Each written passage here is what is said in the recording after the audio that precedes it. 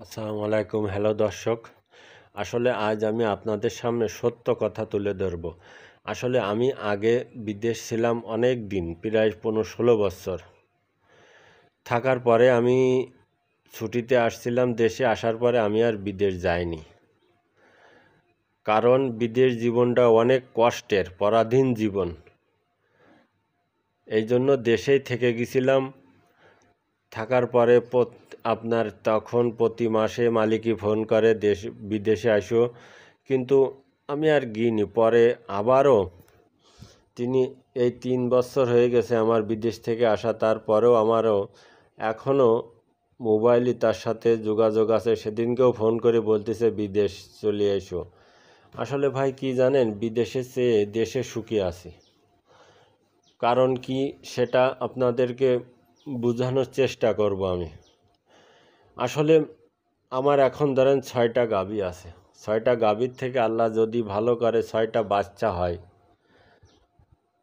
তাহলে মিনিমাম 4 মাস লালন পালন করার পরেও 6টা বাছুর আমি 50,000 করে বিক্রি করলেও 3 লাখ টাকা। এটা দেখা চকি 3 লাখ টাকা।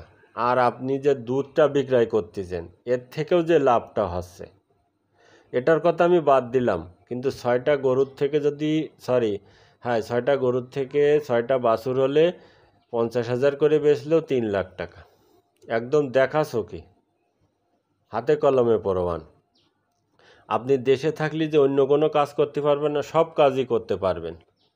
আপনি যদি মনে করেন যে আমি এই গাভী 6টা আছে, আরও কিছু আস্তে আস্তে বাড়াবো, সেটাও পারেন, কোনো সমস্যা নেই। কিন্তু হাতে কলমে আপনাদেরকে আমি দেখাই দিলাম। আসলে অনেকের পুঁজি থাকে না, অনেক সমস্যার কারণে বিদেশেও যেতে হয়। আমি বলবো না যে যাবেন না, সবাই যান, যে আপনারা সংসারে আয় উন্নতি করবেন, এটা আমরাও চাই। কিন্তু অনেকের ক্যাশ টাকা থাকে না। আসলে খামার করতে হলে ক্যাশ টাকা প্রয়োজন আছে। আসলে আমাদের অনেকেরই ক্যাশ টাকা নেই। অনেকভাবে তারা বিভিন্ন প্রক্রিয়ায় তারা বিদেশ চলে যায়। কিন্তু দেশে থাকলেই তার বাপ মাও কোনো দিন টাকা দেবে না একসাথেও, কোনো জমি বন্ধক দিয়ে বা জমি বিক্রয় করে যে আমি গরুর খামার করব, এভাবে কেউ বাপ মাও টাকা দেবে না। এই জন্যই তারা সবাই বিদেশ চলে যায়। আর হ্যাঁ, এ কথাই বলি, যারা বিদেশ থেকে এসে খামার করতেছেন, আসলে গাভী গরুর খামার যদি করেন, এমন গাভী কুড়াই করবেন যাতে দুধও দেয় আপনার প্রতি বছরও, আপনি যাতে বছর বছর একটা বাছুর পান। আর একটা কথা হলো, এই সেক্টরে আপনাকে অবশ্যই নিজে কাজ করতে হবে। সব সময় নিজে কাজ করতে হবে, সেটি সবচাইতে ভালো হবে। আর দেশে থাকলে অনেক বাপ মা ছেলে মেয়ে আত্মীয় স্বজন সবার সাথে মিলামেশা উঠা বসা। আমি বলো বিদেশে 16 বছর করে এসেছি। আমার দাদা মারা গেছে আমি দেখিনি, আমার মেজে চাচা মারা গেছে আমি দেখিনি। আসলে সেই জন্য মনের তিক্কে এসে গেছে। তারপরেও দেশে যে এই গরুগুলো লালন পালন করে, এতে চলে না?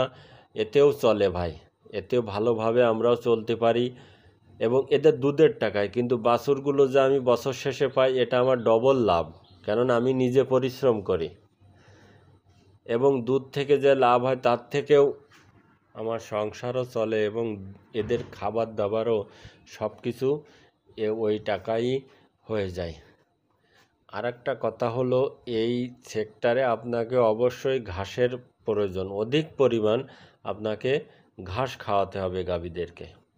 অনেকে আছেন দেশি গরু পালন করেন, তারা তার থেকে বাছুর নেন, তারা দুধ দহন করে না, শুধু বাছুরই খাওয়ায় বড় সড়ো করে বিক্রয় করে দেন। তাও একটা আপনার অনেক লাভের একটা জিনিস এটা।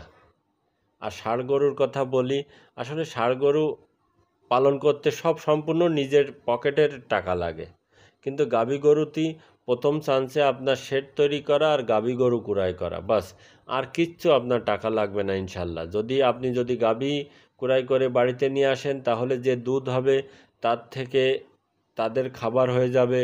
যদি এক্সট্রা 2-3টে গরু থাকে, তাদেরও খাবার হবে। সাথে সাথে আপনার সংসার খরচও ওই দুধের টাকাও চলবে যদি ভালো মানের দুধের গাভী হয়, এবং ওই যে বাছুরটা থাকবে সেটা আপনার ডবল লাভ। এই জন্য আমি বলবো, যদি আপনি খামার একান্তই করতে চান, এক একজনের এক এক মত থাকতে পারে, মনের ব্যাপার থাকতে পারে, কিন্তু আমার মনের ব্যাপার, আমি মনে করি যে গাভী গরু পালন করা সবচাইতে ভালো এবং এটা বেটার কাজ গাভী গরু। কারণ আমরা বছর শেষে বাছুর পাচ্ছি, প্রত্যেক দিন দুধ পাচ্ছি, তাহলে আমাদের আর খরচ নেই, তাহলে আমরা গাভী গরু পালন করতে পারি। আমার এই ভিডিও ভালো লাগলে অবশ্যই সাবস্ক্রাইব করে আমার পাশে থাকবেন। খুদা।